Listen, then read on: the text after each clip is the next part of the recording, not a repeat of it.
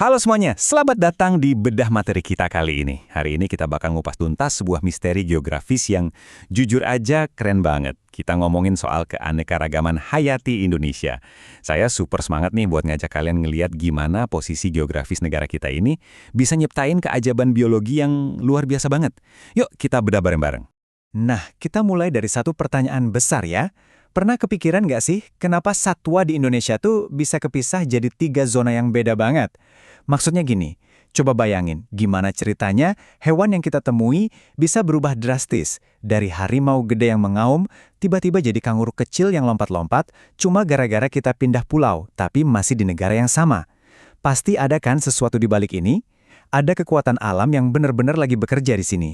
Oke, biar kebayang, ini dia rute perjalanan kita dari barat ke timur. Kita mulai dari bahas garis-garis tak kasat mata, terus geser ke fauna asiatis di barat, lanjut ke fauna peralihan di tengah, nyebrang lagi ke fauna australis di timur, dan kita tutup dengan bahas soal kepunahan dan konservasinya. Langsung aja yuk! Bagian pertama, garis-garis tak kasat mata yang memetakan pembagian wilayah ini. Buat benar-benar paham keajaiban ini, kita harus kenalan dulu sama 2 ilmuwan jenius yang pertama kali nyadar ada fenomena ini. Kenalin, ini garis Wallace. Sebenarnya ini garis imajiner alias garis khayal yang membelah Indonesia bagian barat dan tengah. Coba deh kalian tarik garis dari utara Kalimantan dan Sulawesi, turun ngelewatin Selat Makassar, terus nyelip di selat sempit antara Bali dan Lombok. Nah, garis ini dipetakan oleh seorang naturalis asal Inggris, Alfred Russel Wallace. Dan yang bikin merinding, beliau ini juga yang bantu mencetuskan teori evolusi lewat seleksi alam loh. Insting observasinya emang bener-bener tajam. Kalau Wallace ngurusin bagian barat, ada lagi nih ahli zoologi keturunan Jerman Belanda namanya Max Carl Wilhelm Weber. Dia yang lengkapin peta ini pakai garis Weber. Ini garis khayal yang misahin wilayah tengah dan timur Indonesia. Tarikannya mulai dari utara Kepulauan Maluku ke sisi barat Paparan Sahul, terus turun ke timur Nusa Tenggara Timur. Jadi, gara-gara 2 garis inilah, Indonesia punya 3 dunia satwa yang beda banget. Masuk ke bagian kedua, fauna asiatis di wilayah barat, alias rumahnya para raksasa rimba. Kalau kalian ada di zona asiatis ini, kalian bakal nemuin satwa dengan ciri yang khas banget. Secara umum, mamalianya tuh bertubuh besar dan hampir nggak ada yang punya kantong. Terus kalau ngomongin burung, kalian bakal lebih sering dengar kicauan merdu dibandingin ngelihat warna bulu yang ngejreng. Selain itu, wilayah ini tuh surganya berbagai spesies kera dan ikan air tawar yang melimpah banget. Nah, mari kita lompat pulau di zona barat ini. Di Sumatera ada harimau Sumatera.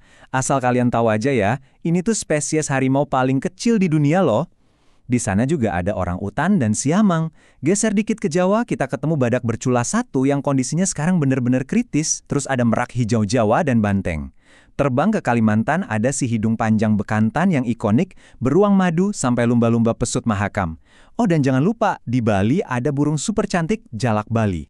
Lanjut ke bagian ketiga, fauna peralihan di bagian tengah. Disinilah segalanya mulai campur aduk jadi perpaduan yang unik banget. Terus, apa sih yang bikin zona peralihan ini spesial itu?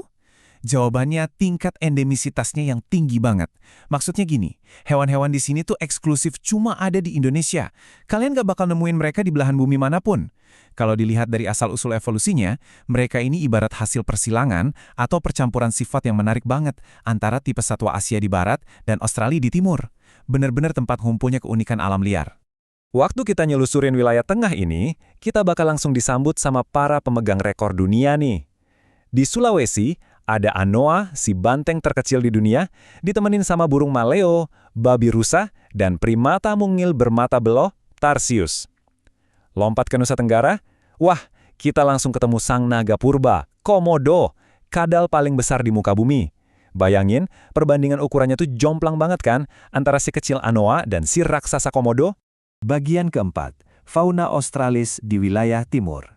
Dunia satwa yang penuh sama kantung dan warna-warni cerah. Nah, perbandingan ini benar-benar ngeliatin kontras yang ekstrim antara ujung barat dan timur Nusantara. Coba deh kita sandingin. Sisi asiatis itu isinya mamalia gede tanpa kantung dan burung-burung penyanyi. Tapi begitu kalian lihat sisi australis, mamalianya tuh ukurannya kecil-kecil, didominasi sama hewan marsupial alias mamalia berkantung.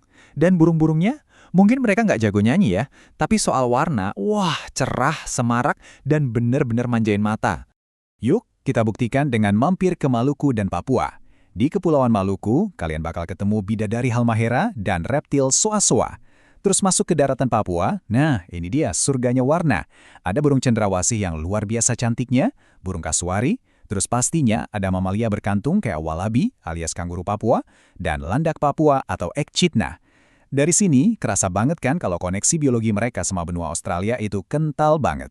Bagian kelima, kepunahan dan konservasi. Karena menjaga Nusantara itu tugas kita bersama. Oke, sekarang kita harus sedikit serius ya. Realitas pahitnya adalah banyak banget satwa endemik non-unik yang baru aja kita kagumi dari ketiga zona tadi, sekarang posisinya lagi di ambang kepunahan. Mulai dari orangutan, tarsius, harimau Sumatera yang langka, komodo, badak bercula satu, burung cendrawasih yang anggun, sampai anoa dan maleo. Eksistensi mereka di alam liar tuh bener-bener lagi terancam. Ini bukan sekedar angka atau data loh, ini nyata terjadi. Tapi tentu aja, kita nggak bakal diam aja ngeliat mereka hilang. Secara garis besar, ada 3 langkah aktif yang bisa dilakuin buat ngelindungi mereka. Pertama, ngebangun suaka marga satwa. Ini ibarat rumah aman yang khusus disediain buat satwa-satwa langka. Kedua, hutan lindung. Fokusnya buat mastiin habitat alami mereka nggak diganggu-gugat. Dan ketiga, penangkaran, yaitu program pembiakan yang krusial banget buat nyegah kepunahan total dari suatu populasi satwa.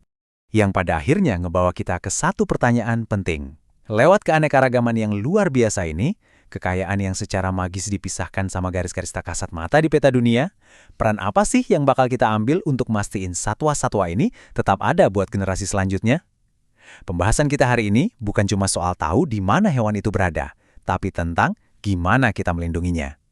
Terima kasih banyak udah ngikutin bedah materi ini dengan semangat. Saya harap ini bikin kalian makin penasaran dan terus mau belajar soal alam kita.